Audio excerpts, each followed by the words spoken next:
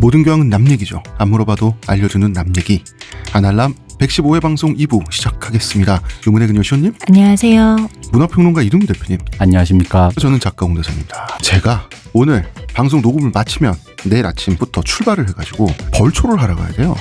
저희 산소에. 뼈대 있는 집안이시니까 하셔야죠. 아니 뼈대고 뭐고 나 빨리 인조잔디로 갈았으면 좋겠어요. 제가 인조잔디 얘기를 작년에 집안 어르신들에게 했다가 엄청 혼났어요. 묘 없애자는 얘기만큼이나. 인조잔디가 그렇게 나쁜가? 아니 가발도 있잖아. 꼭 그게 천연 헤어여야 돼? 우리 홍씨 가문이 머리가 없다는 거 그렇게 알려야 돼요? 아니 나도 없는데 조사님들도 없으면 안 돼? 그러니까. 나만 없어야 돼? 아니 근데 그게 다 없으면 좀 그렇잖아. 자손도 없고 묘도 없고. 아니 근데 내가 억울한 점은 이거인 거지. 우리 그 선산에 우리 선산이 티오가 다 찼어요. 네. 더 이상 입주가 안 돼 이제. 그러니까 내가 죽으면 선산에 못 가요. 아. 근데 원래 이게 국민연금 같은 거잖아. 조상님들은 나의 케어를 받고 나는 후손들의 케어를 받는다 개념이거든. 아니 나는 거기 못 들어가는데 케어하고 있다니까 지금. 본인이 일단 후손이 있을 확률도 없잖아. 지금 물론 그럴 생각이 없으시잖아요. 그렇습니다. 네. 네, 지금 그런데 그러니까 더 억울한 거야. 나는 그거 괜찮던데. 그거 뭐야? 보셨어요? 최근에 장례법 나온 거? 요새 이렇게 돈을 지불하면은요 외국에 있는 서비스인데 그 화장을 해서 뼈가루를 드론으로 바다에 뿌려준대요. 괜찮지 않아요? 괜찮네. 저희 아버지는 또 월남전 그 참전 용사시기 때문에 선산에 안 가시겠네요. 선산에 않고 국립공원에 이미 자리가 있어요. 나중에 거기 이제 저희 어머니랑 그 합장을 하시면 되거든요. 아니 그러니까 저희 아버지도 그렇고 저랑 제 동생도 그렇고 이미 거기 입주 예정자가 아니라고. 아 근데 벌초는 해야 된다. 근데 벌초는 해야 된다는 게 뭔가 가장 억울한 세대가 혹시 아니냐는 성을 거지. 물려받았으니 하는 수 없죠. 아니 뭐 좋은 성도 아닌데 모르겠어요. 호적에서 파달라 그래요 그러면. 벌초하기 싫으니까 호적에 파달라. 아니, 호적에서 파이는 것까지는 좀 그렇고 인조잔디 정도로 본인이 일대조가 되겠다. 일대조? 새로 만들면 되잖아. 저 그 궁금한 게 있습니다. 선산도 팔 수 있지 않습니까? 네. 그거 어떻게 본인이 그 벌초하고 지분 그러면 있어요? 지분 있어요? 아 지분도 없어요. 지분도 없는데 청소만 하는 거야? 머슴이네 이거는. 그러네, 멋있네. 그러네. 내 건물도 아닌데 내가 청소하는 거야. 조상님만 있어. 아무것도 없어. 세상에. 파요 그냥 호적에서. 의정부 그래. 홍씨 본인이 해요. 그래. 따로. 양종 일대조로 씨. 나오면 되지. 좋죠? 딱히 그런 쓸데없는 것도 내 대에서 또 만들고 싶지 않아. 의정부 홍씨 아날람파. 에이. 네. 자 이런 쓸데없는 얘기는 그만하고요. 인조잔디 이런 얘기 하지 맙시다. 이거 자기가 했잖아. 아니 그러니까 쓸데없는 생각이 들었다는 거야. 벌초가기가 너무 싫어. 정말 싫어. 정말 지나치게 싫어. 그렇답니다 여러분. 절규를 들으셨습니다. 네. 이게 또 이제 그러니까 역사성이 있기 때문에 그 역사에 매여 있는 거죠. 오늘 이번 주 저희가 하는 방송도 영국의 역사에 대한 얘기입니다. 잘 넘어갔습니다. 아 그렇습니까? 스무스했어요. 다행이다. 예. 저희 아날람이 푸른숲 출판사와 함께 저희 신간 어떻게 휘둘리지 않는 갠이 되는가 서평단 모집을 합니다. 총 50분을 팍팍 모집을 하게 됐고요. 굉장히 출판사에서 이번에 책을 많이 뿌려주신 거예요, 사실. 50권은 규모가 굉장히 큰데 이 50권 분량의 책을 여러분 받아보실 수 있습니다. 이 방송이 나갈 때쯤에는 저희가 이미 아날람 페이스북 페이지에 관련 공지를 걸어둘 거예요. 거기 봐서 링크 타고 가셔서 설문하시고 바로 이제 그 책을 받으시면 됩니다. 저 궁금한 거 있어요. 그렇게 책을 받으셨는데 그리고 서평을 작성을 하시면 돼요. 책을 받으셨는데 서평을 안 쓰시는 분은 어떻게 돼요? 추심하나? 그건 모르겠어요. 책 추심하러 가나? 그거는 먹튀. 모르겠어요. 근데 그거는 이제 출판사에서 알아서 하신다고 언제까지 이 서평을 달아주십시오. 분명히 있을 기한이 있을 거 아니에요. 아니 나는 청취자들이랑 5년 후에 쓰고 그러진 않을 거 아니야. 그러니까 나는 청취자들이랑 싸우기 싫기 때문에 그런 모든 것들은 그냥 출판사에 맡기는 걸로. 책 추심은 출판사에서 하신다. 네, 그렇습니다. 그럴 수 있겠다. 진짜 받고 그냥 안 해도 되잖아. 그리고 만약 기한이 없으면은 5년 후에 쓸 수도 있잖아요. 5년 후에 이제야 읽게 되었다. 그러니까 나는 그 그때 서평 쓰겠다. 그러니까 보통 신간이 나오면 이제 서평단을 출판사마다 모집을 하잖아요. 네. 그 시스템이 나는 어떻게 그렇게 보장이 되는지 나는 솔직히 모르겠어요. 왜냐하면 서평단을 모집을 하려면 책을 먼저 줘야 되잖아. 그렇죠. 읽어야지 서평을 쓰는데. 근데 책을 받고 읽을지 읽고 나서 안 쓸지를 누가 보장하지라는 생각은 저도 드는데 출판사가 알아서 하시던가 전 모르겠습니다. 어쨌든 여러분 공짜로 책 받아 보세요. 무려 50권을 저희가 쏩니다. 그리고 저희는 광고 듣고 오겠습니다. 지금 티스템 두피 클렌저와 두피 에센스를 검색해보세요. 과학이 당신의 모발에게 주는 선물, 티스템입니다. 저희 남얘기 홈페이지에서 링크 타고 가시면 호텔스닷컴 연결된 거 다들 아시죠? 국민카드, 농협카드 최대 15%, 마스터카드 최대 12%까지 혜택을 누리실 수가 있으니까 어디 놀러 가실 때 저희 남얘기 호텔스닷컴 많이 이용해 주세요. 국내 최대 조건이다. 네, 그리고 유튜브 채널 많이 구독도 부탁드리고요. 아까 이제 우리 서평도 모집하고 있는 페이스북 아날람 페이지도 많이 놀러 오세요. 자, 저희는 그러면 2부 이야기 한번 진행해 볼까요? 우리 네. 저번 시간에 헨리의 형인 아서가 죽었어요. 네. 그래서 아라곤의 캐서린은 미망인이 됐어요. 결혼한 지 거의 20주 만에. 잠깐만. 원래는 뭐 물론 그냥 씁니다만. 네. 그러니까 그냥 궁금증에 과부나 미망이라는 게 이제 좀 그렇게 딱 그렇게 어떤 옳은 표현은 아니니. 네. 남편이 죽었다를 그런 서술형 말고 단어로 표현할 만한 거는 없나요? 아니 원래 과부는 과가 채워지지 않을 과자. 그러니까 짜기를 과자라는 뜻이 있어요. 그러니까 오히려 과부라는 표현이 미망인이라는 표현보다 좀 더 예스럽기 때문에 우리가 착각을 할 수 있는데 사실 과부란 표현은 굉장히 드라이한 표현이에요. 그죠. 근데 비하적이 과부라는 아니라. 표현을 여자한테만 쓰잖아요. 근데 아내가 없는 남자에게 쓰진 않죠. 왜냐면 그 대신 호랍이라고 하잖아. 채워졌다라는 거. 발음이 같으니까. 내 말은 그거지. 그러니까 뭐 남녀 문제가 아니라 그러니까 흔히 말하는 결혼을 정상 상태로 규정했을 때 그쵸.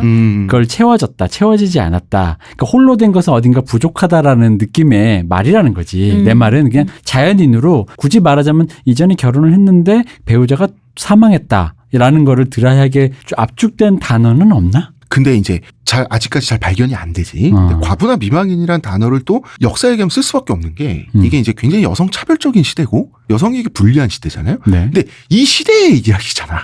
그러니까. 이 시대 사람들의 관념을 또 투영된 얘기란 말이에요. 네. 그러니까 예, 이제 이게 굉장히 애매해. 이 단어가 저거 생각엔 특별하게 뭐가 없기 때문에 그래서 여기서 이제 등장하는 이런 류 단어가 뭐 그냥 이제 이 시대에 쓰는 말이니까 그냥 쓰겠다라는 느낌으로 그냥 넘어갔으면 좋겠다라는 의미에서 한번 지적해 봤어요.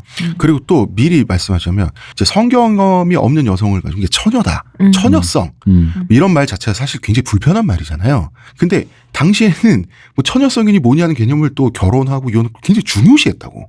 이게 이슈였단 말이에요. 그러니까 불편한 얘기인데 불편한 시대에 대한 얘기이기 때문에 그런 거에 대해서 좀 오해를 하지 말아주셨으면. 그러니까 우리가 수사로 처녀성이다라는 말만 안 쓰면 돼요. 그치. 처녀 비행 이런 거 있잖아. 처녀작. 이런 처녀 거. 탈모. 처음 탈모가 인생의 탈모는 한 번입니다. 처음 탈모가 왔어요. 처녀 탈모. 처녀 비행.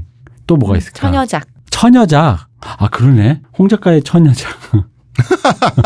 뭐 이상한 단어긴 한데 그냥 이제 데뷔작이라고 해야 되나? 그렇죠. 그죠? 데뷔작이라고 하면 데뷔작이죠. 되죠. 처녀작. 아니 근데 처녀. 사실 처녀작이란 표현도 필요 없는 게 그냥 첫 작품 하면 딱 되잖아. 그냥 더 퍼스트잖아. 근데 굳이 그렇게 비교를 하는 거죠. 자, 그렇습니다. 어쨌든 자, 캐서린 네. 남편이 잃었어요. 불과 16살이야. 그러니까 낙동강이 아니라 템즈강 오리알이 됐어요. 이제 스페인에서는 말이죠. 네. 우리 귀한 딸 도로 돌려보내. 남편이 죽었잖아. 그러죠. 근데 구두쇠 왕이잖아요. 헨리 7세가. 네. 캐서린을 돌려보내면 원래 유럽의 지참금의 규칙은 지참금도 그대로 토해내서 다시 되돌려주는 게 법칙이에요. 그게 너무 당연하잖아요. 그렇죠. 근데 헨리 7세 그 돈이 어떤 돈인데? 어마어마한 막대한 지참금을 가져갔기 때문에 그게 왜 당연합니까? 내 돈이 당연하죠. 됐는데. 나 지금 이해가 안 돼서 그래. 내 돈이 됐죠. 나 준 거잖아. 아, 대표님이 헨리 7세의 빙의가 됐어. 나는 아, 잘했어. 나 지금 진짜 이해가 안 돼서 그래. 솔직히 말해서. 결혼했고 그 이벤트를 위해서 나에게 준 거잖아. 나의 값으로 갔으니까 내가 다시 오면 그건 나지 그거. 아니 그거 이제 지참금도 이 난데. 이벤트인데 내가 내 아들 죽였나? 지참금도 나라니까. 그러니까 내가 없어지면 그 친구는 다시 내가 아니 가져가야지. 그거 이제 너님은 가시는 거고 이거 이 이벤트를 위해 준 거잖아. 아버님 맞아요. 아니라니까요. 이게 스페인과 영국의 생각이 달랐어요. 이해가 안 되네. 지참금은 너무 막대했고 헨리 7세는 구두쇠였단 말이야. 이게 스페인 왕실 입장에서는 야 우리 딸 안 돌려보내면 니네 너 이 미친놈아 내 딸 어떡할 거야. 아 그거는 천천히 생각할 일이고 지참금을 다 안 줬는데 이거부터 해결해야 될 거 아니냐고 헨리 7세가 얘기를 했어요. 자 이게 어떻게 된 거냐면 너무 큰 지참금을 요구했단 말이야. 우리 자동차 살 때 현금 얼마 받고 나머지 할부로 갚잖아. 그렇죠. 그리고 우리 아파트 살 때도 원금이 있고 뭐가 있습니까? 대출이자가 있잖아요. 그렇죠. 예, 그런 것처럼 줄 만큼을 주고 나머지는 할부 이런 식으로 계산을 해서 지참금을 했던 거예요. 스페인에서. 근데 이때는 또 이제 스페인 왕 입장에서도 조금 그런 게 이 왕권을 다져놓고 그 다음 당연히 왕이 될 애가 내가 그 애로 이제 생각하고 부인으로 줬는데 이 애가 죽고 나서 그럼 얘가 왕의 왕비가 되는 것도 아니고 떠버리잖아요. 거기 떠버린 상태에서 지금 헨리 7세 치세가 기본적으로 지금 헨리 7세가 거의 튜더 왕조 촌창기인데 그 정세가 어지러우니까 사실 이 상황에서 특히 이국 땅에 있는 여자애가 어떻게 될지 모르니 솔직히 생명까지도 위험할 수 있잖아요.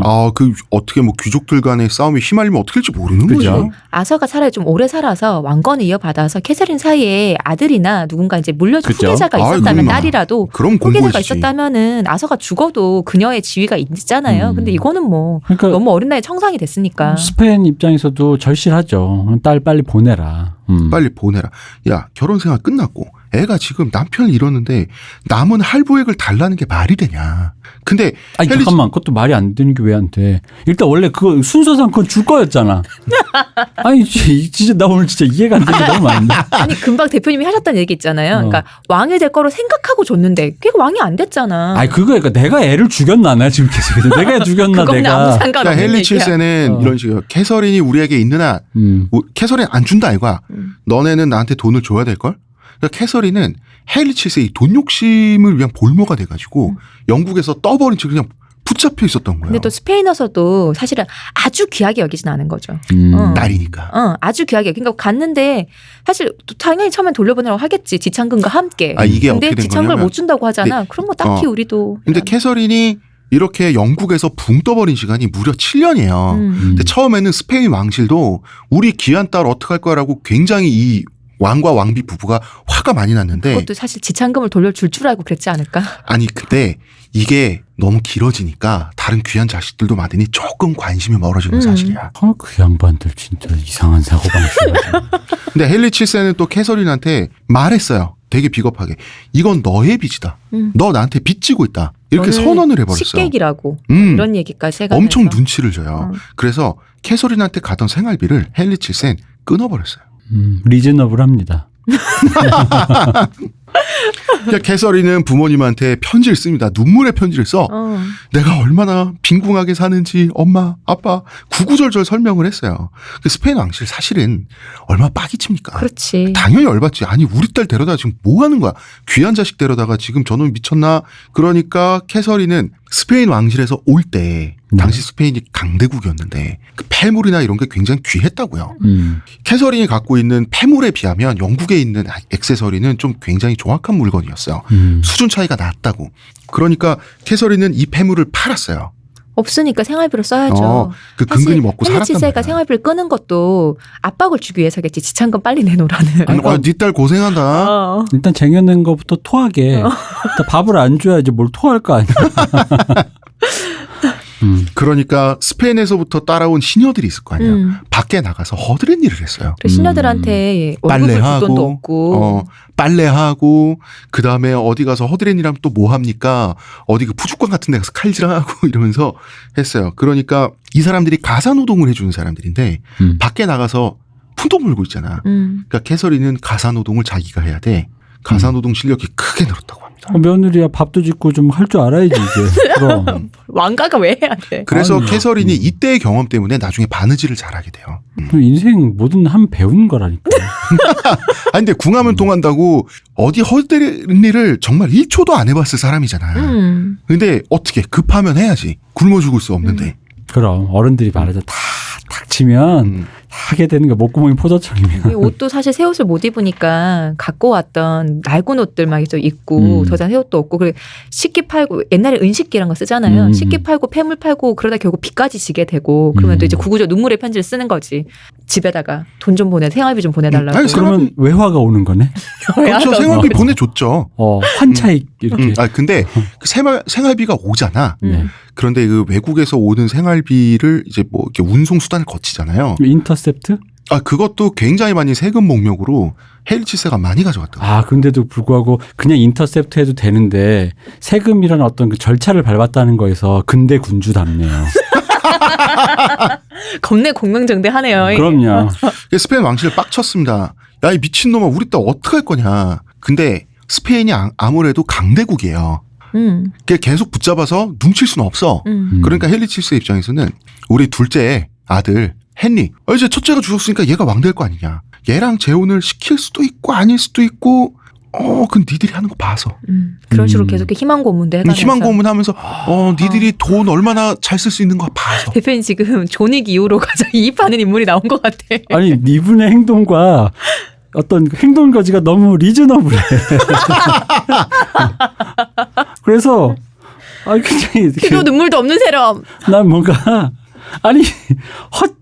보통 이런 역사 특히 중세 얘기를 다루면 보통 사람들이 명예라느니 뭐 사랑이라느니 혹은 하여간 뭐 종교라든지 종교적 열정 이런 걸 헛짓거리 많이 하는데 굉장히 몰입감이 강한 근대적인 인물이에요. 아라곤의 캐서린이라는 한 소녀만 불행하면 끝날 일이잖아. 그죠. 그거야 이 팔자고. 어쩔 거야 그거 팔자인데. 안 그래도 되는 팔자 네가 만든 거잖아. 아니 그럼 아빠 이건희 밑에 태어날 것이지 뭐 여기 이건희 밑에 태어났는데. 그게 네 팔자라는 거지 그러니까. 자 헨리 7세는 헨리 8세. 왜 8세 얘기예요? 이제 우리의 주인공 헨리 네. 8세. 왕세자가 됐지. 네.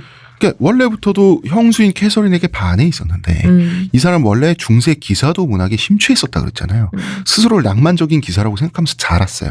그래서 이 캐서린이 템스강 오리알이 돼가지고 가난하게 동동 떠다니던 시절이 7년인데 자, 이 집안의 특징이 아버지들을 싫어해요. 그러니까 헨리 7세는 자기 아버지는 공주를 감금하고 있는 사악한 용 같은 거야. 리즈너블합니다. 이런 아버지면 싫죠. 난 그런 건 인정해요. 그건 인정해요. 그것도 인정해요. 사실 헨리는 캐서린을 멋지게 구원해주는 중세 기사를 꿈꿨어요. 왜냐하면 구원의 대상은 불쌍해야 되는데 그게 불쌍한 건 사실이잖아. 보통 이때도 그런 게 서사가 유행했겠죠. 그 용이 지키는 그 탑에 갇힌 공주를 구하는 멋진 기사. 뭐 그렇겠죠. 이게 이때부터 옛날부터 유행했겠지. 그렇지. 그 개념은 원래 있었어요. 그리고 헨리 7세는 게다가 백성들에게 인기도 없어. 매력 포인트가 없는 왕이다 보니까 이 사람이 자기 아버지한테 감정이입을 하는 게 아니라 아버지 흉보는 백성들한테 감정이입을 해버렸어요. 백성들과 많이 또 어울렸으니까. 그리고 항상 궁정에 틀어박혀서 가계부를 쓰는 왕. 그런데 참 이게 억울한 게 매력적인 왕이 아니고 흉보기 좋은 이미지잖아. 사실 궁정에 틀어박혀서 어두운 그 집무실에서 촛불 켜놓고 가계부를 밤새 쓰는 왕은 나는 밤새 안 썼다고 생각해. 촛불 아까운데 밤에 어떻게 써. 낮에 써야지. 그런 왕은 사실 국위에는 도움이 돼요. 그렇죠. 그럼요. 그럼 모든 서류를 자기가 다 확인하는데 그러면은 그 새 나가는 게 없다고. 스크루지 같은 사람. 그런데 자 우리 페리스 힐튼 같은 보면 그냥 유명한 걸로 유명하잖아. 유명할 이유가 없잖아요. 힐튼이니까. 근데 유명세라는 게 나쁜 건 아닌데 이제 헨리 7세는 거기까지 안 갔던 거야. 백성들한테 나쁜 게 아니에요. 자 이제 캐서린은 진짜 영국 땅에서 뭡니까? 괴롭잖아. 괴롭죠. 외롭잖아. 배고프잖아. 걱정되고. 자기 부모님도 생활비는 보내주는데 그러니까 지참금 문제 해결해주면 끝날 문제잖아. 사실 지참금은 해결을 안 해줘. 근데 사실 생활비만 주고 그렇다고 돌아오란 말도 안 해. 그치.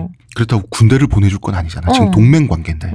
지금 동맹 관계인 게 문제예요. 스페인도 국익을 생각하면 프랑스를 압박하기 위해서 영국과의 동맹을 계속해서 갱신할 필요가 있었어요. 그러니까 할부 빨리 갚으시라는 거지. 그게 그러니까 방금 말씀하신 게 정확하게 리즈너블한 이유가 되는 게 그러니까 이게 단순히 캐서린이라는 사람을 내가 며느리로 받았기 때문에 그 당시 풍습 지참금이라기보다 우리의 동맹 비용이라는 것도 있잖아. 예를 들어 미팔군이 우리나라 들어왔을 때 미팔군이 유지되는 건 우리나라가 비용을 대는 것도 있고 그것을 위해서 또 미국이 또 대는 게 있잖아요. 그런 관점에서 이게 얼마나 현대적이고 근대적입니까? 문제는 캐서린이 불쌍하잖아. 나쁜 세럼. 캐서린은 캐서린데도 헨리 어린 동생이 자기 원래 남편의 동생이 자기를 동경하는 사실을 알게 돼요. 근데 난 그것도 어떻게 모를 수가 있어. 헨리 7세의 큰 그림이라고 봅니다. 아. 내가 빌런이 되면 아. 좀 약자의 그것까지는 좀 대표님 말이 안 그럴까, 된다. 과연? 그것까지는 말이 안 된다. 왠지 불쌍해. 우리 아빠 너무 잘 미워. 모르겠네 그거는. 그래서 캐서린도 헨리에게 점점 마음속으로 의지하게 되는 마음이 생겼다라고 하는데 헨리가 만약에 자기와 결혼만 해주면 자기의 모든 불행이나 모든 문제가 해결되는 건 사실이잖아. 그리고 7년 동안이나 지금 이 소녀가 20대 중반에 그 완연한 뭐 아가씨란 말도 좀 안 좋은 말이긴 한데 어쨌든 완연한 좀 이렇게 성숙한 여인이 될 때까지 얼마나 이 성장기가 심신이 녹초가 되는 과정이었겠어요.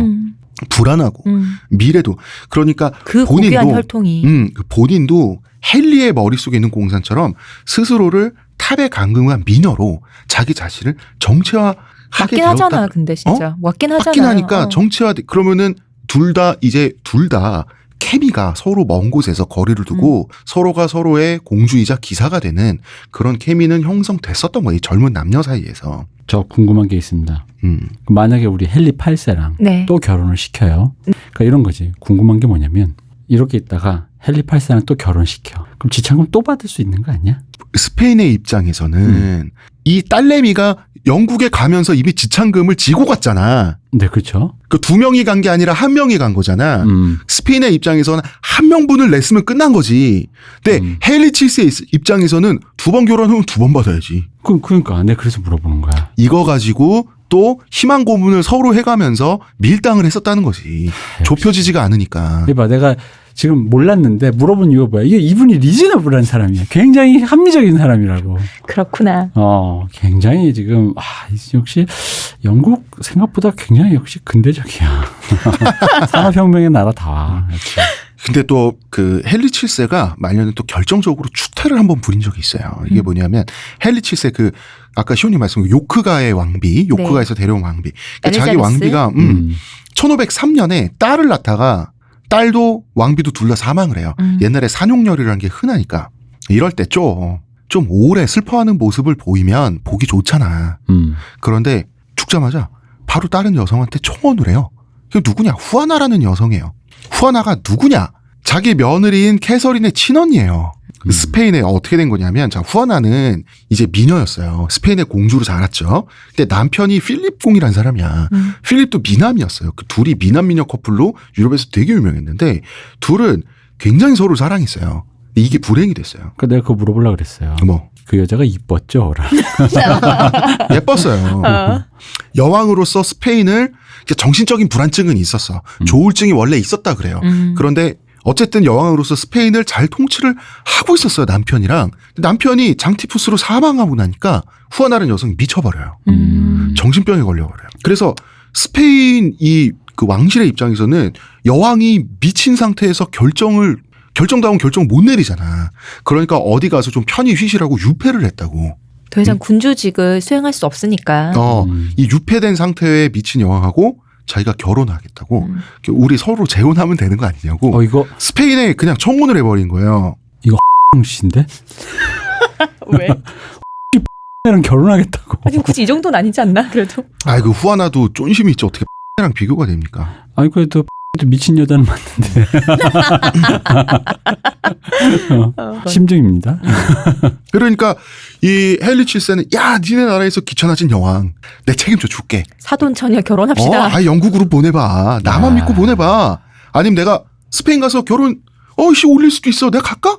이렇게 된 거예요. 근데 이게 딱 그거잖아. 사리 판단을 잃은 남의 나라 여왕을 붙잡아 두고 자기 와이프로 지참금부터 스페인 영토까지 이게 쭉쭉 빨아먹으려는 속셈이잖아. 이걸 모르는 사람이 당시에 있겠습니까? 근데 알던 모르던 왜 헨리 7세 같은 구두쇠 이런 거 있잖아. 되면 장땡? 아님 말고.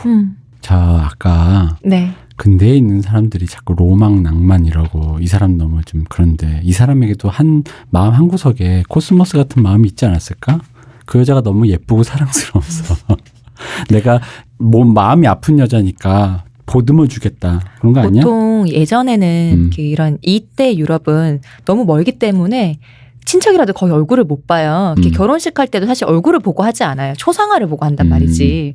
초상화는 본 적이 있겠지. 근데 초상화는 보통 다들 남녀를 통틀어서 다들 미화해서 그리잖아요. 그렇죠. 그 초상화는 본 적이 있겠지. 그 뽀샵을 메디치 가문이 그렇게 잘했는데 네. 메디치 가문은 화가들을 많이 후원하고 있지 않습니까? 그렇죠. 그렇게 해서 메디치 가문의 딸들이 수많은 왕실에 시집을 갔죠. 메디치 가문은 유명한 그 특징이 있었잖아요. 매부리코. 그리고 넓은 어깨, 여성들, 네. 굵은 목, 그 다음에 애를 잘 낳아. 네. 그만 그래서 됐지 뭘. 시집을 잘 간 이유가 그러니까 메디치 가문들이 시집을 잘 간 이유가 뭐냐면 왕자가 자기 와이프를 자기가 고르는 게 아니라 아빠가 자기 며느리를 고르는 그쵸. 거예요. 그러니까 지 사정 아니고 아들 사정이니까 지참금 많아. 애 잘라. 그러니까 데리고 오는 거야. 아들은 아버지에 대한 반항심이 생겼겠죠? 뭐 알아서 해야지 그거야. 이거 뭐 그렇게 이 당시 사람들 이렇게 저 후궁이나 이런 거 많이 뒀으니까 자, 그런 거 뭐 비즈니스라고. 원래 뭐 있었어. 자, 그래서 이 헨리 7세의 청혼 사건은 유럽에서 망신거리가 됐어요. 음. 아무리 유럽의 왕과 귀족들이 근친상간이 많아도 아무리 유럽 그 귀족들의 그 관념 속에서도 며느리의 언니에게 청혼을 한다는 거는 이건 정말 뜬금없는 얘기였어요. 아들과 동서지간이 되겠다. 예. 그러니까 헨리 7세야 뭐 돈이 최고고 대면장땡 아닌 말고지만 이게 유럽에서도 망신거리가 되고 웃음거리가 되고 백성들한테도 웃음거리가 됐어요. 그러니까 헨리 8세는 자기 아버지가 너무 부끄러운 거야. 부끄럽죠. 그리고 사실 영국에서 이렇게 고생하고 있는 캐서린 오브 아라곤의 입장에서 자기 집안이 사실 능욕당한 거잖아. 얼마나 이 두 사람은 이 헨리 7세라고 하는 이 꼰대 왕초 얼마나 싫었을까. 그 사람을 싫어하는 마음으로 두 사람 사이에 또 유대감이 있었을 거라는 거지. 이게 사람들이 남의 속도 모르고 사랑한다고 말해도 믿어주지 않으니 뭐 이렇게 증명할 방법이 없네. 아 시끄러워. 좀 아니 정치자들이 그러다가 진짜 믿거나 헷갈린다니까. 내가 이 돈 주고 내가 이 돈 놔두고 죽을 수는 없고. 나는 헨리 7세가 사랑한다 말이 입 밖에 안 냈을 거라고 봐. 이런 류의 사람은. 자, 헨리 7세는 사실 더 오래 살 거라고 사람들이 생각을 했지만 옛날에는 그 통풍 때문에 사람이 급사를 많이 했어요. 1509년에 통풍으로 갑자기 다행히 갑작스러운 죽음을 맞이하셔서. 이분이 이제 아마 그거였을 것 같아. 음. 그 왕인데 천민 복장하고 시간 나면 가계부 쓰다 시간이 딱 남으면 나와서 껌 팔는 거 그런 거 있잖아. 아, 그걸로 해서 또 돈을 좀 벌고. 네, 우리 성 앞에서 성 껌 팔고 앞에서. 꽃 팔고. 앞에 그 술집 이런데 펍에 들어가서 그치. 나으리 이거 좀 아이고, 사다 주려면. 다리 하나 일부러 저는 척하면서 그걸로 또 돈 벌어가지고 벌고 그랬을 것 저분은 같아. 너무 안 됐다면서. 저분 어디 사는 영감이래? 저기 그랬더니. 성해요. 갈 때는 마차 타고 가요. 그랬을 것 같아. 헨리는 아버지가 죽었어요. 이때가 18살이었습니다. 그래서 18살의 나이로 영국 국왕 헨리 8세로 드디어 등극을 하게 됩니다. 네. 드디어. 예. 이쯤 되면 캐서린도 이제 기사님이 제발 자기를 구원해 줘야 되잖아. 그런데 이제 일의 순서라는 게 있어요. 왕이 미혼이고 그리고 젊어요. 유럽 여기저기에서 영국의 혼담을 찔러 넣었죠. 아니 지금 정혼자는 없는데 젊어 18살 나이 게다가 영국 어쨌든 유럽에 영향력이 있는 나라예요. 아니 이건 유럽 여러 나라가 경쟁적으로 혼담을 찔러 넣었지. 당연히 그렇잖아요. 그리고 유럽 여러 나라의 혼담을 받아들이는 것이 사실 영국의 국익에는 좋죠. 지참금. 지참금도 지참금이고 나라도 더 튼튼해지니까요. 그런데 헨리는 혼담을 다 거절합니다. 캐서린 때문이죠.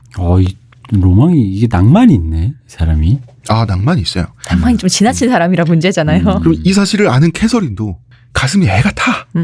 언제 나를 구원해 줄까? 이제 새로운 국왕을 신하들이 모시게 됐잖아. 우리 왕이 젊은 왕이 왜 저럴까? 근데 이 궁중에 생활하는 신하들이란 사람들은요. 보면 알아. 그래요? 독심술 하잖아. 그래? 막 그거 있잖아. 대단한데? 어명이 아니라 어심을 읽으라. 그렇지. 그렇지. 어심을 읽어야지. 폐하의 마음이 형수님한테 있구나. 어심은 저기 아라곤의 캐서린에게 있구나. 그러면서 이제 신하들은 이 젊은 왕의 기분을 잘 맞춰주는 사람이 권력을 겠구나라는 생각을 신하들은 하게 되는 왕의 거죠. 복심이 되겠죠. 그렇죠. 게다가 아직 이 왕이 성깔이 얼마나 있는지를 몰라. 근데 헨리 8세는 헨리 8세대로 성깔을 보여주게 됩니다. 자, 아버지였던 헨리 7세는 이 두 명의 신복을 위하여 두고 있었어요. 이 신복이 백성들 입장에서는 얍삽이 캐릭터야. 내가 이 사람은 돈의 군주라고 했잖아요. 네. 원래 전설 속의 아도왕한테는 원탁의 기사가 있잖아. 그죠?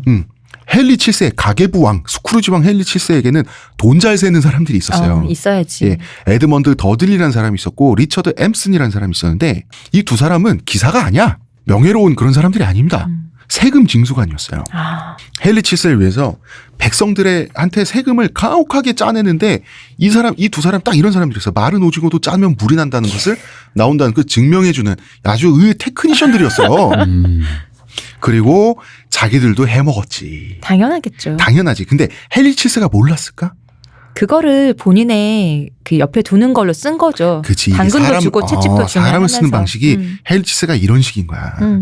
근데 자, 이 사람들이 어쨌든 아버지가 총리하던 사람들이고 쓸모가 전혀 없진 않겠지.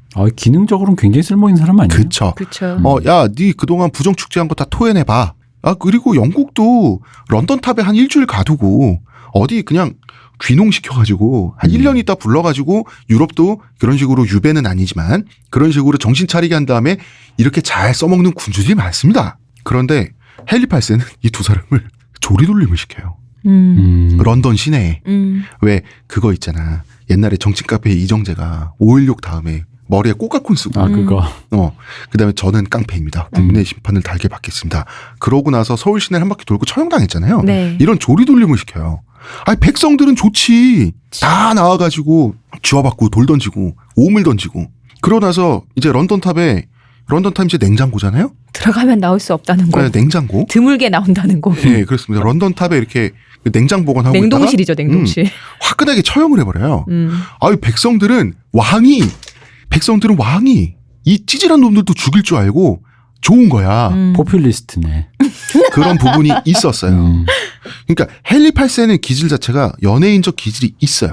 화려한 치장을 하고 백성들 앞에 등장을 해가지고 환호성도 듣고 백성들은 이게 헨리 7세의 이미지는 완전 수존노 이미지 음침하잖아.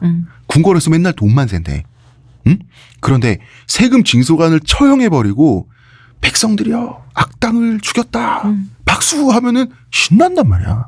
여러분 살림살이를 펴게 해드리겠다는. 이제는 이렇게 화려하게 놀 줄 아는 궁정문화의 시대, 가십과 스캔들의 시대가 영국에서도 본격적으로 시작이 되는 거예요. 그리고 신하들은 쫄았습니다. 이 젊은 왕이 만만할 줄 알았는데 그렇게 영특하거나 그렇게 그 사려 깊은 것 같지는 않아. 나가 논다고만 해서 좀 만만하게 봤더니. 근데 사람 죽이는 거는 정말 쉽게 하는 애라는 걸 신하들은 바로 파악을 하죠. 그러니까 이제 왕 근처에 아부꾼들이 붙어요. 그럴 수밖에 없어. 왜냐하면 기본적으로 사람을 죽일 줄 아는 애인 거야. 헨리 8세는 사냥을 좋아했어요. 하루에 말 10피를 갈아탈 정도로 사냥을 좋아했다 그래요. 이걸 본인이 자랑이라고 여겼어요. 자랑하면 안 돼요.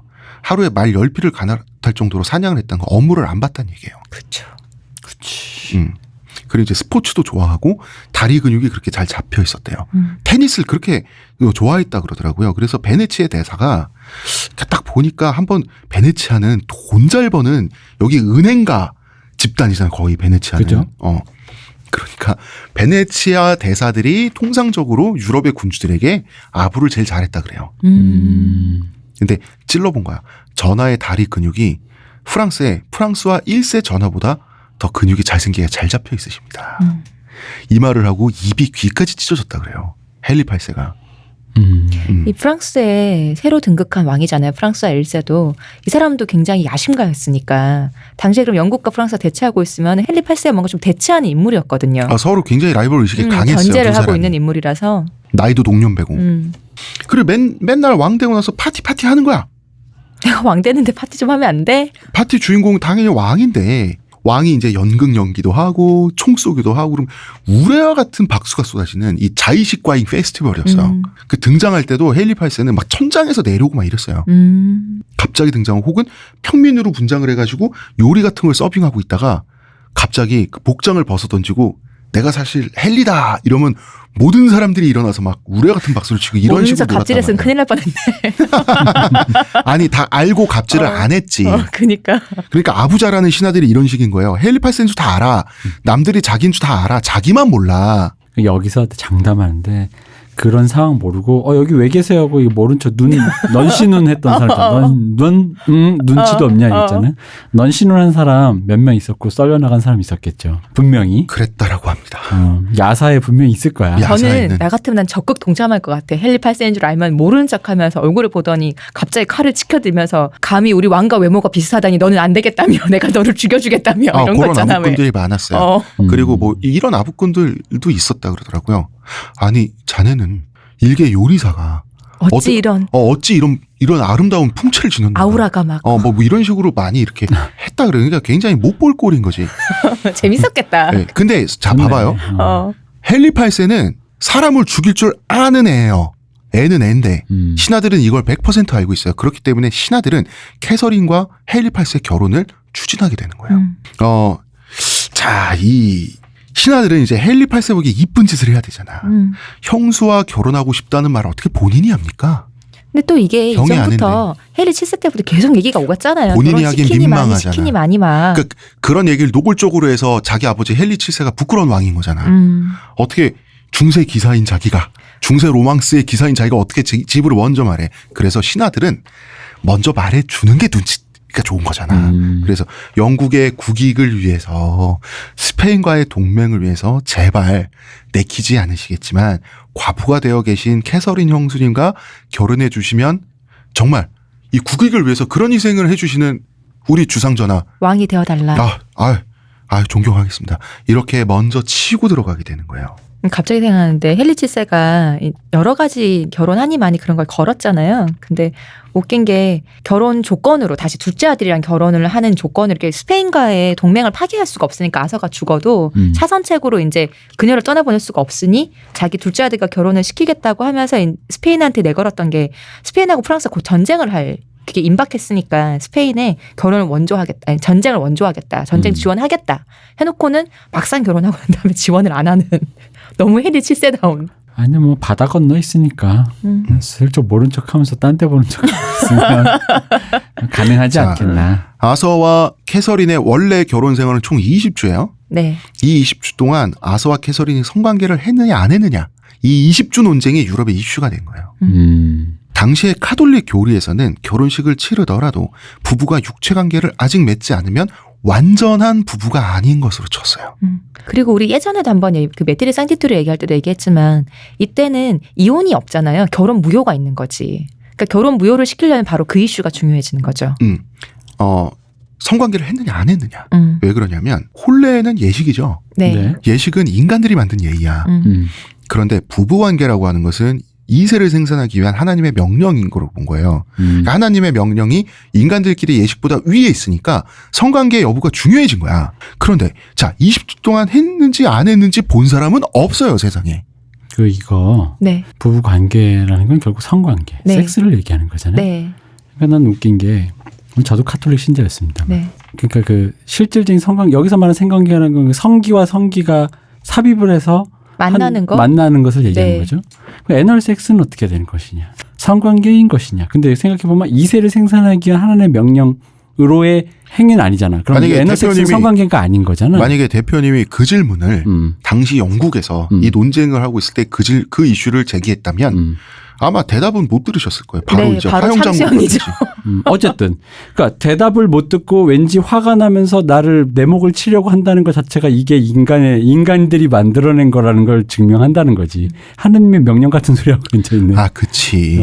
그러면 본 사람은 없어요. 둘만 아는 거죠. 둘만 아는 거야. 근데 이제 사실상 이제 아서는 골골대긴 했어. 몸이 굉장히 평소에. 약했다고 해요. 그러니까 골골대느라 아프느라 그 할 겨를이 없었다라고 이제 영국 왕실과 캐서린은 주장을 하는 거죠.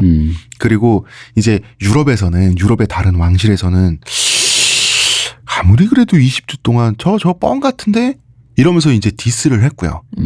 20주 한 5개월? 네. 그러니까 캐서린은 당연히 자기는 육체적으로 뭐 이런 표현 써서 죄송하지만 이 사람이 한편가 버진 처녀라고 주장을 했어요. 그 스페인에서도 이제 둘이 결혼을 해야지 문제가 해결돼. 그래서 스페인에서도 우리 공주님은 처녀시라고 노래를 불렀어요. 진실은 저 너머에 있는데 이거는 사실 헨리의 욕망대로 결론이 나올 수밖에 없다. 왜냐하면 헨리가 만약에 결혼을 해서 캐서린과 천란밤을 치르고 나서 그럼 신하들이 토끼 눈으라고 바라보고 있을 거 아니에요. 진짜인지 아닌지. 결국은 헨리는 어떻게 말했을까? 아니 우리 그 형님이랑 원래 부부 사이가 완성된 게 아닌 게 맞던데라고 분명히 얘기를 할 수밖에 없고 했다고. 우리 죽은 형이 부실한 게 맞더라. 그렇게 말할 수밖에 없는 거지.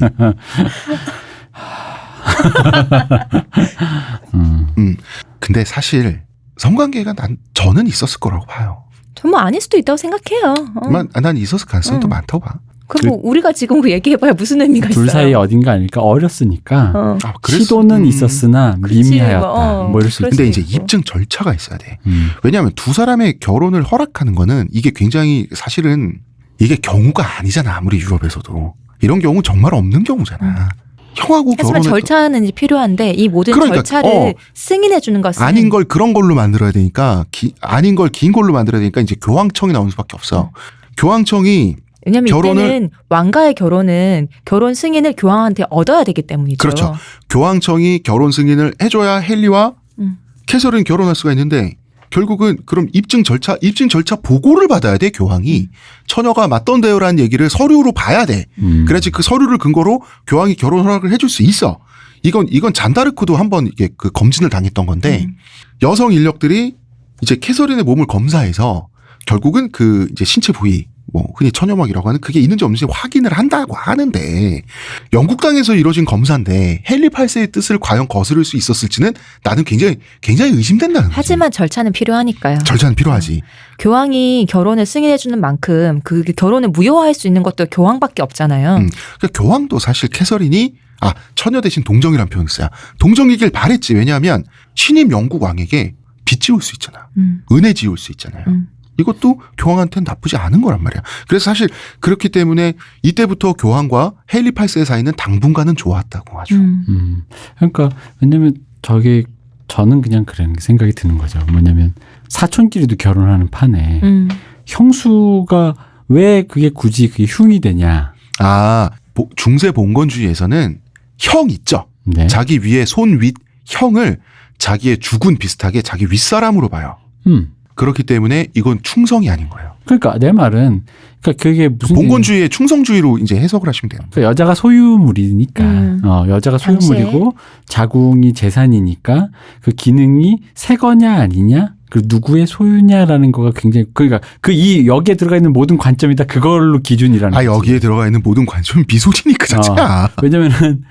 왜냐면 사촌 여동생과 결혼할 수 있는데 형수가 뭐 어디가 어때서라는 게 사실 지금 기준에서 그러니까 형수의 자궁이 새 거가 아니면 이미 형 거인 거라는 거잖아. 그렇죠? 그러니까 형 거를 넘본 게 되는 거지. 감히. 이런 식의 아주 그 중세몽건적인 그런 사고방식에 또 그 최종 결정권자는 또 교황님이 요걸 아주 또 하고 있어. 어떻게 그치. 보면 총극이야. 문명의 총극. 근데 교황은 어쨌거나 헨리 8세의 결혼을 공식적으로 허가합니다. 교황이 아무리 실권이 없어도 권위가 있기 때문에 이러면 다른 유럽 왕실에서도 아닥해야 돼. 그잖아. 교황의 말씀인데. 그래서 헨리 8세는 교황님한테 또 충성을 맹세했어요. 이 시점엔 진심으로 교황님한테 감사했어요. 왜? 아니 그렇죠. 나중에 벌어질 일을 생각해 보니. 그쵸. 그렇지. 네가 이렇게 얼마나 교황청이랑 사이가 좋았냐 하면 이 헨리 8세하고 마르틴 루터가 생애가 겹쳐요. 시대적으로. 그러니까 마르틴 루터가 그 유명한 95개조 방방문을 쓰고 이 교황님을 들이받잖아. 네. 교황을 이때 헨리가 직접 루터에 대한 재반박문을 본인이 직접 써서 공표하기도 했어요. 어떤 역사가도 이 반박문의 수준에 대해서는 언급을 하지 않습니다. 일단 썼다만 언급한다. 썼다만 언급합니다. 이 글발과 교리 해석으로 루터한테 뭐 된다는 건 말이 안 되는 거고 유치한 수준이었다 그래요. 근데 이제 교황님은 예쁘잖아. 그렇기 때문에 나중에는 신앙의 옹호자라는 칭호까지 교황은 하사하고 헨리 8세는 무릎 꿇고 감동해서 받고 이렇게 아주 좋은 사이였다고 원래는. 디펜더라는 칭호를 줬죠. 그렇죠. 둥기. 근데 사실 이 95개조 반박문을요 다 반박한 것도 아니에요. 거기서 몇 개만 반박했어요. 본인이 읽어보고 반박할 수 있을 것만 같은 것만 찾아서 그러니까 반박을 반도 한 거야. 안 돼요. 쓴 거는 사실. 하지만 그래도 교황이 예뻐했다. 예. 그리고 루터는 씹었습니다. 상대가 돼야 해주지. 루터는 그리고 영국 왕까지 상대할 겨를이 없어요 지금. 그럼 이미 대륙 안에서 지금 중내산에 중내산에 하고 있는데. 자, 1509년에 캐서린은 24살의 나이로 18살의 헨리 8세와 결혼식을 올리고요.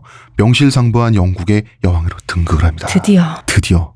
캐서린이 3살 때 약혼을 했다고 했잖아요. 그리고 그러면 결혼할 때까지 약혼했으니까 이미 그녀는 영국의 왕비가 되기로 키워진 사람이란 말이에요. 공주로 태어나서 영국의 왕비의 인물로 키워진 사람인데 왕비가 됐었는데 왕비 못 됐지. 결혼만 했다가 드디어 진짜로 왕비가 됐잖아요. 드디어. 그러니까 스페인에서도 잔치지.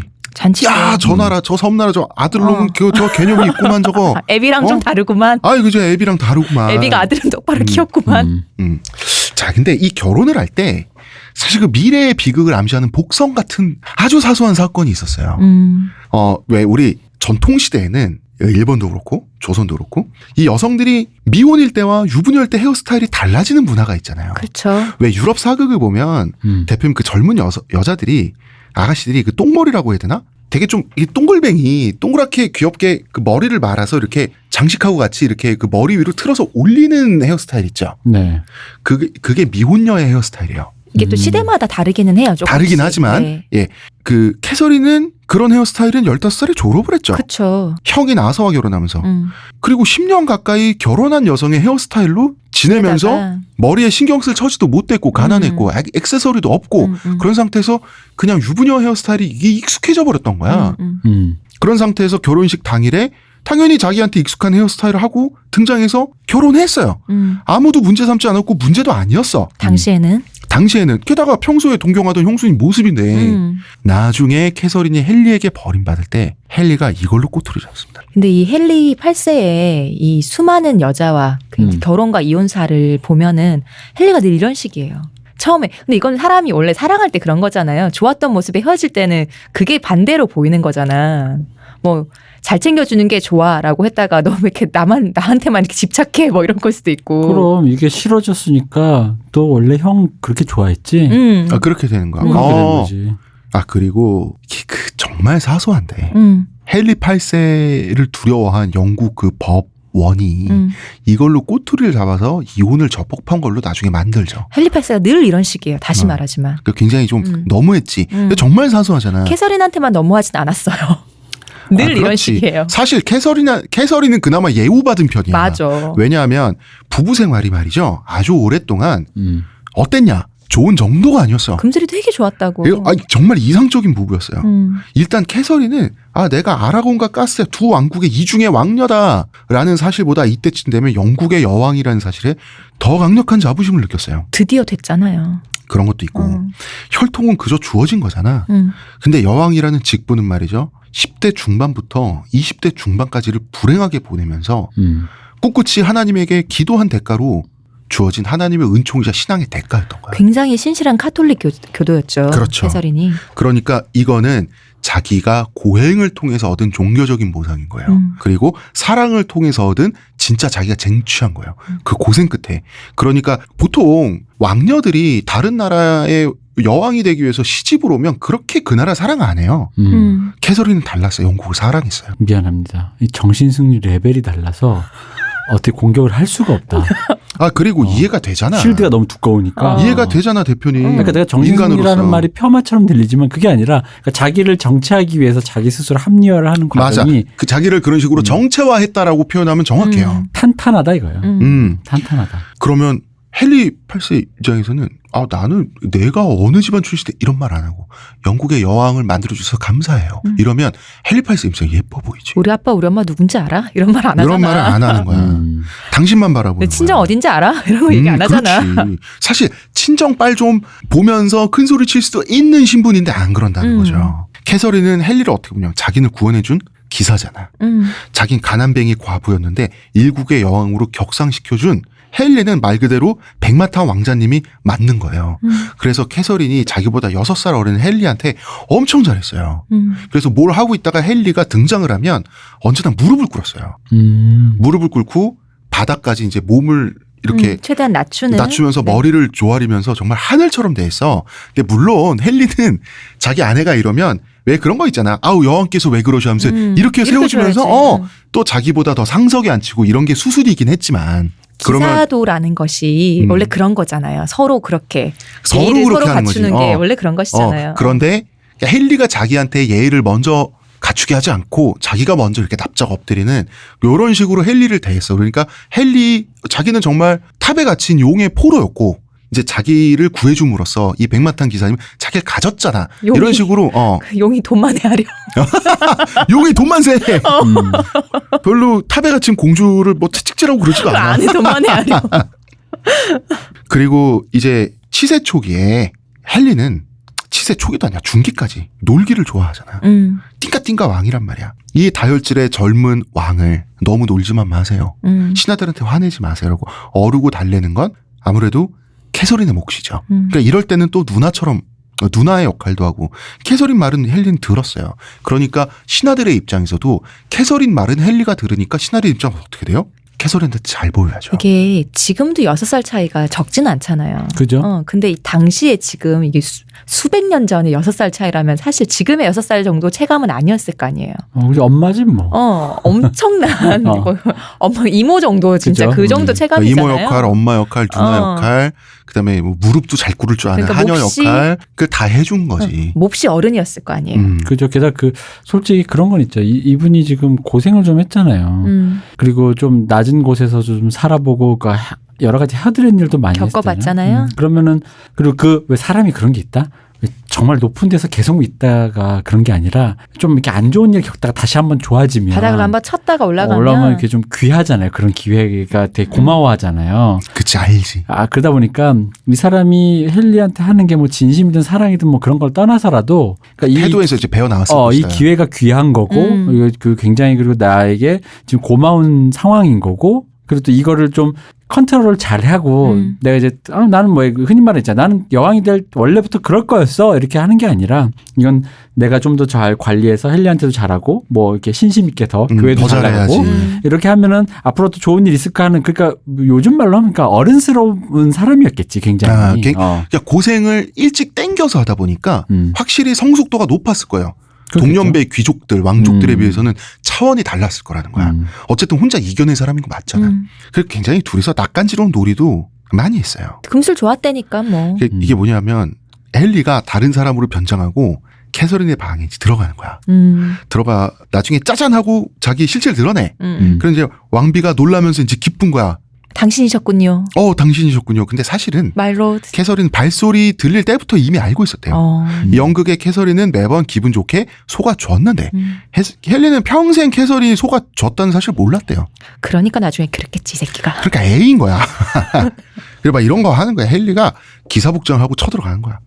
여왕님, 저는 먼 밭에서 여왕님의 미모를 보고 반해버려서 미쳐버린 광전사 베르세르크입니다. 바지 벗고. 광전사네.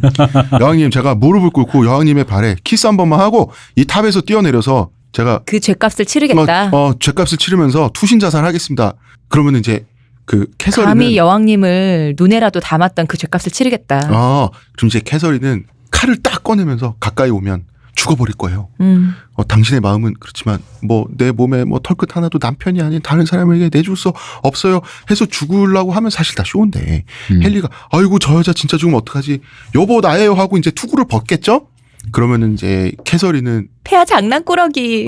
그러면서 울기도 하고 막 이러면서 아주 그냥 그러니까 정말인 줄 알았잖아요. 나는 정말 이 꼴을 보고 있는 시종들과 시녀들이 기분이 어땠을까? 같이 놀라야지. 그러니까 이런 닭살 돋는 이벤트도 하고 잘 살았다는 거야. 처음에 얼마나 금슬 좋은 부부니까. 얼마나 좋아요. 근데 닭살 커플 간에 이런 거 얼마나 좋아요. 근데 닭살 너무 돋긴 해. 이거 내가 이거 봤는데 이거. 왜 좋잖아. 아우 이거는 둘이 닭살 노름할 때 무서운 거 생각했어. 뭐요? 형 가면 쓰고 가가지고. 근데 캐서린이 아서를 아서주세요.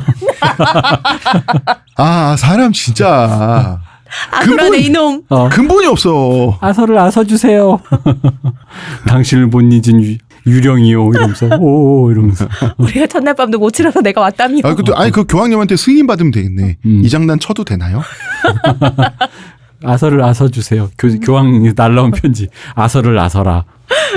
교황님 그러면 엑소시스트 보내야 되는 거 아니에요? 바티칸에 숨겨놓은. 자, 그럼 캐서린은 아내 말고 여왕으로서는 어떤 여왕이었나? 이상적인 여왕이었어요. 근검절약의 달인이야. 강제로 했잖아요. 이미 선행학습을 했어. 돈만 세는 용 덕분에 강제로 했잖아. 자, 여왕이 백성들에게 검소한 모습을 보이면 좋죠. 그럼요. 이거 이미 말렙이야. 이게 시아버지가 뭐래요? 이렇게 그걸 닦게 해준 거지. 자, 캐서린이 절약을 하면 돈이 남죠. 네. 그러면 캐서린은 빈민가에 가서 백성들에게 돈을 뿌렸는데 마차에서 돈을 뿌리고 주워가라가 아니라 한 명 한 명에게 나눠줬겠죠. 무릎 눈높이를 맞춰주면서 직접 건네줬어요. 그러면서 이 무덤에서 시아버지가 일어나고 있어. 야, 또 오늘 겉으로 저것이. 그러니까. 그러면서 캐서린이 당신을 위해서 교회에서 기도해드리겠다라는 말을 굉장히 많이 했어요. 빈민들한테. 자, 이게 시대 정신하고 맞았던 게 뭐냐면 영국은 이제 근대로 넘어가기 시작하는 그 시기에 초창기에 있었어요. 그러면 직업적 기술로 돈을 버는 계급이 등장하고 초창기 자본주의가 시작이 되면 돈벌이에서 낙오한 사람들도 생기죠. 그죠? 그래서 항상 시대가 발전하고 자본이 팽창할 때는 거지들이 생겨요. 이게 헨리 빈민들이 7세 때 생기고. 그걸 되게 뭐랄까 강제화했어요. 헨리 7세의 치세에서 진짜 가장 중요한 건 강제거든요. 뭐든지 신민의 어떤 의무나 법적인 의무 같은 걸 다 강제화했다는 것이 엄청나단 말이에요. 그래서 사람들이 그런 식으로 분류를 한 거야. 거린 뭐 근데 몸 성한 사람이 당연히 이제 장애인이면은 연금 같은 게 나오는데 몸이 성한데 구걸을 해? 그러면은 벌금 때리고 당연하지. 다음에 그 또 걸려. 그럼 아직도 해? 그러면 이제 구금하고. 그렇지. 경제활동을 해서 세금을 발생시켜야지. 그러니까 그런 식으로 이거를 분류를 했거든. 근데 이때 막 이렇게 자본주의 같은 게 조금씩 태동이 할 때잖아요. 무역도 하고 이게 계급 간 이동도 있고 이러면서 당연히 근데 어쩔 수 없잖아요. 그러면은 빈민은 당연히 발생을 한다. 거진 발생 안 할 수가 없거든. 근데 그런 것을 국가에서 복지가 있지 않잖아요. 그럼 누군가는 근데 해야 될 거 아니야. 이걸 그걸 캐서린이 한 했어요. 거죠. 직접 돌아다니고 그러니까 빈민구제에 많은 돈과 시간을 썼어요.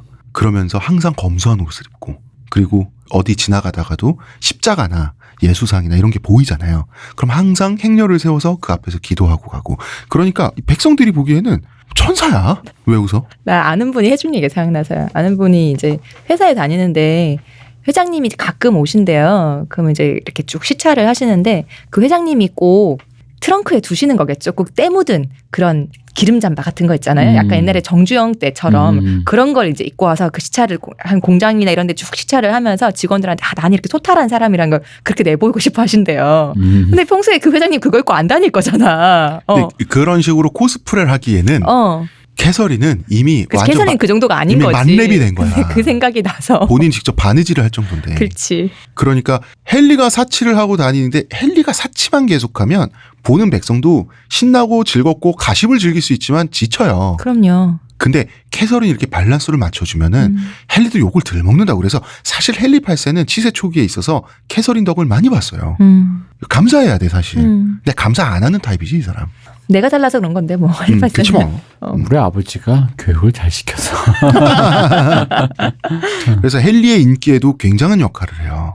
캐서린이 이렇게 영국 여왕의 좋은 영국 여왕의 모습을 연출하고 실제로도 그 좋은 사람이 되기 위해서 노력했던 이유는 그만큼 영국 여왕이라는 직분 그리고 헨리를 사랑했기 때문이에요. 여기까지 내조자로서의 여왕에 딱 걸맞는 이미지가 아닌가. 어느 나라 여왕이더라도. 여기까진 좋았어. 근데 이제 왕이 이런 여왕을 사랑하지 않으면 이상하잖아. 두 사람 금슬도 완벽해. 근데 물론 헨리는 캐서린과의 결혼 생활 동안에 여기저기서 연문을 뿌렸다. 맞아요. 사생아도 낳고. 이 사생아 이름이 헨리 피츠로이예요. 이 피츠로이는 튜더 가문의 그 왕의 사생아들에게 주어지던 성이었어요. 있었고. 그럼 귀족들은 딸 혹은 조카. 와이프. 사실 뭐 육촌 동생 중에 아주 예쁘장한 소녀가 있으면 아주 좀 이 섹시한 아가씨가 있으면 어떻게 왕의 침실에 밀어넣어서 한 자리 해보려고. 이 헨리의 정말 뭐 버린지 똥파린지처럼 몰려들어요. 이런 좀 자기 외모에 좀 자신이 있다라고 하는 여인들이 헨리의 침대에 거의 육탄 공세를 퍼부었다고.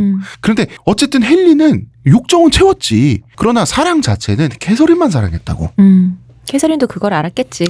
그거 하나 믿고 살았겠지. 아니 그걸 알았기 때문에 아예 밖에서 욕정 푸는 거야. 근데 캐서린이 캐서린 또 그리고 굉장히 관대한 사람이었기 때문에 뭐 그러세요라고 하는 거. 근데 기분이 썩 좋지는 않았겠지만. 이 당시의 궁정에서 사실 바람 안 피는 사람이 있었나? 근데 적어도 불안해하진 않았어요. 여왕은 나니까. 그거에 대한 그건 확고했다고.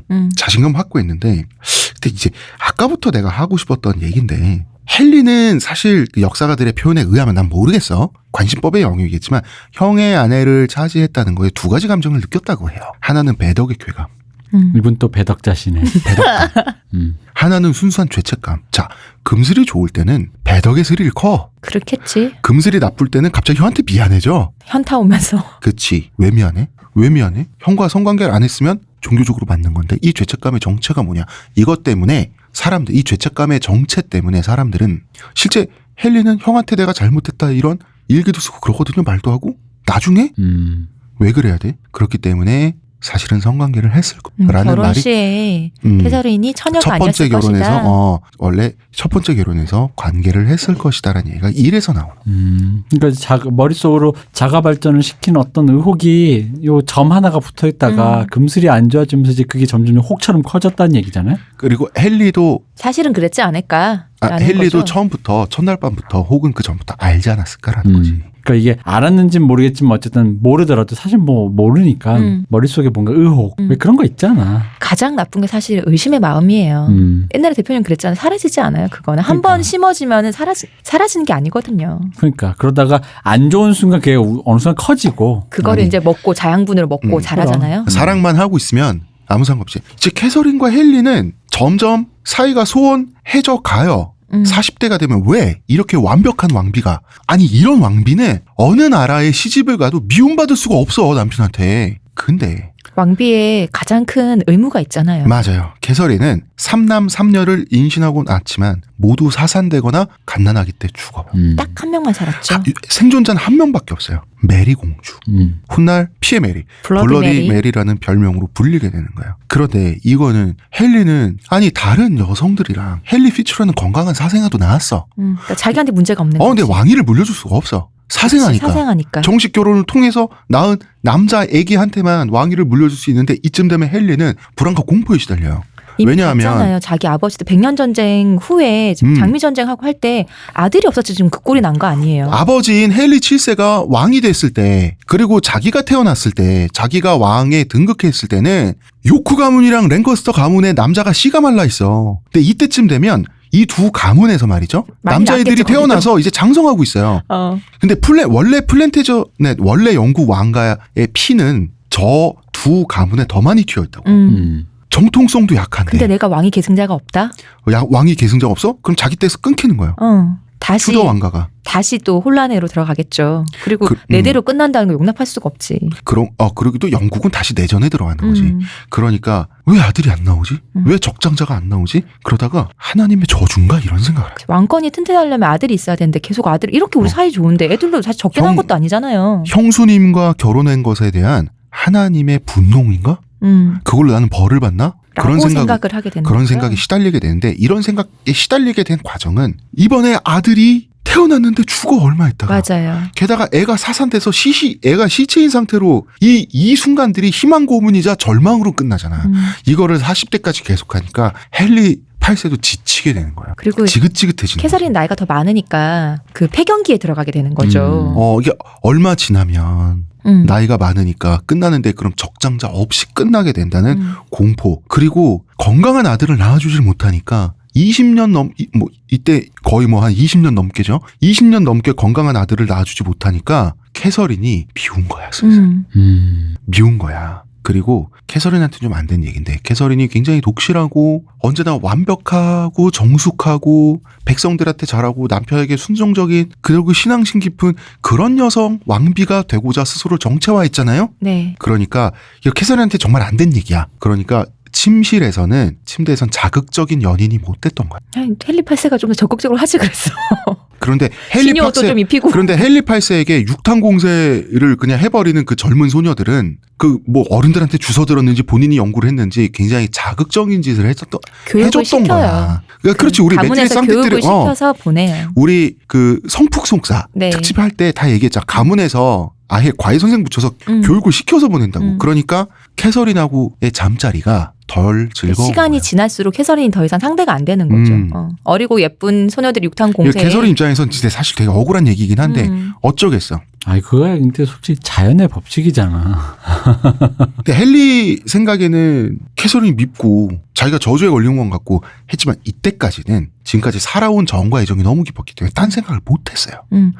그리고 캐서린에 대한 염치가 있지. 그리고 그러니까 이혼을 할 수가 없잖아요. 캐서린 죽지 않는 이상 사실. 그치. 카톨릭에서 이혼이 어딨어요. 자 그러다 1522년 한 젊은 여인이 캐서린 여왕의 시녀로 궁정에 들어오게 돼요. 이 여인의 이름은 앤 볼린입니다. 네, 드디어 나왔습니다. 자 이제 다음 시간부터 영국의 나르샤가 시작이 되는 겁니다. 이제 판은 다 깔렸어. 이제 소용돌이가 치는 거죠. 앤 불린 천일의 앤이 등장을 하게 되는 거죠. 아, 드디어.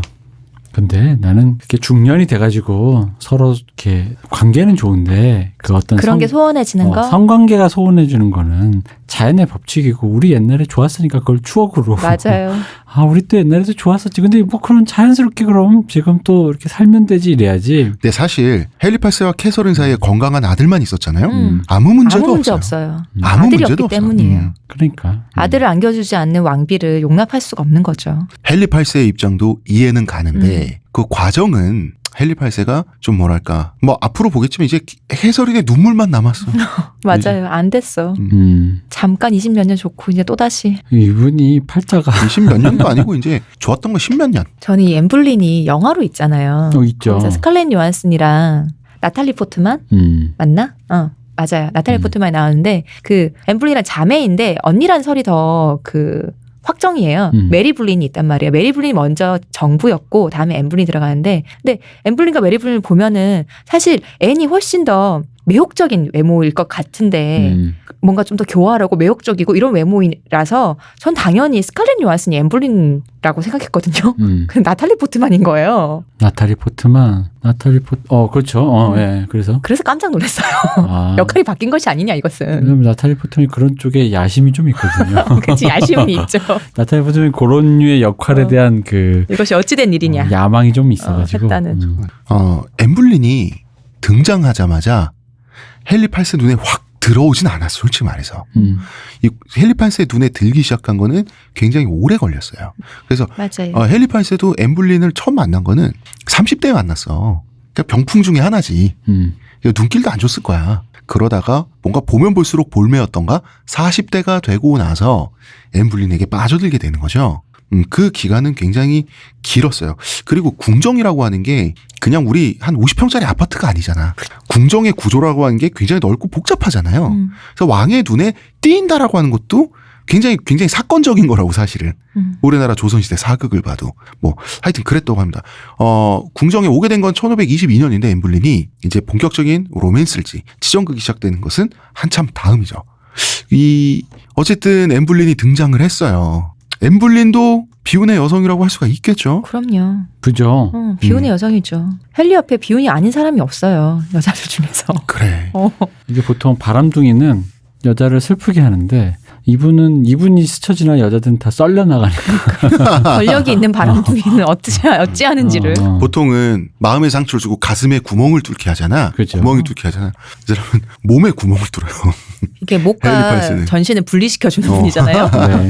드디어 나왔네. 이게 사실 되게 뻔하고 많이 들은 얘기인데도 막상 들으면은 재밌어요. 맞아요. 너무 많이 들은 얘기인데도 재밌어요. 재밌고 사실 약간 또 그런 것도 있어요. 우리나라에 알려진 걸로는 튜더스가 그나마 드라마로 조금 다시 한번 우리나라에서 조금 한때 화제가 된 적이 있어서 좀 그렇긴 한데 원래는 그러니까 개인적으로는 이게 먼 나라 이웃 나라 버전으로 사람들이 많이 알고 계시다 보니까 약간은 그 디테일 있잖아요. 네. 그 예를 들어 마치 그러니까 헨리 8세가 너무 여자만 밝혀서 그러니까 약간 바람둥이라서 종교라든가 권력이라든가 치세라든가 후손이라든가 여러 가지 그거가 걸린 게 많은데도 불구하고 마치 그냥 여자에만 눈이 돌아가가지고 이 여자로 옮겨가는 순간 저 여자 먹다고 뭐 이런 식으로 뭐 이렇게 약간 그런 식으로 너무 묘사가 된 게 있다. 그래서 엠블린이 되게 마녀화되는 것도 많잖아요. 맞아요. 그래서 근데 이제 그거는 지금 사람들의 사고 방식이기도 한데 당대 사람들의 마음이기도 해요.